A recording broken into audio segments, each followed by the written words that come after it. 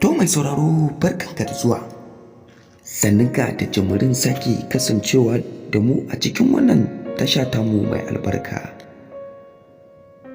Ƙasar China ta kawo miliyoyin kuɗi domin za ta yi manyan ayyuka a ƙasar Nijar yanzu haka,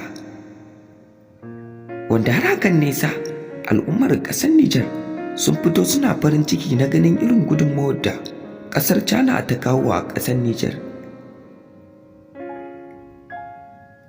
Mai girma Abdurrahman Tiyani ya yi magana a kan irin gudunmawar da ƙasar China ta kawo a ƙasar Nijar,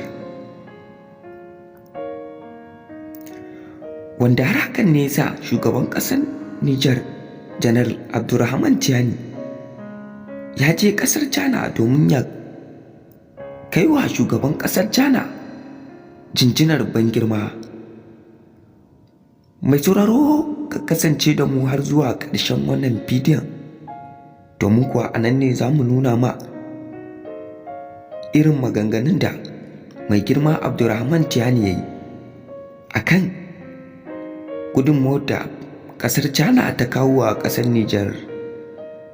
Amma mai sauraro muna roƙonka dan Allah, idan har wannan shine zuwanka channel din nan na farko, muna roƙonka da ka danna mana alamar subscribe, sannan kuma ka danna mana alamar ƙararrawa ta yadda za ka dinga samun sababbin shirye-shiryenmu kai tsaye da zarar mun ɗora. Mun gode. Mai girma Janar Abdurrahman Tiyani ya ƙarawa shugaban ƙasar China jinjinar ban girma a kan irin gudunmawar da ya kawo a ƙasar Nijar kai tsaye.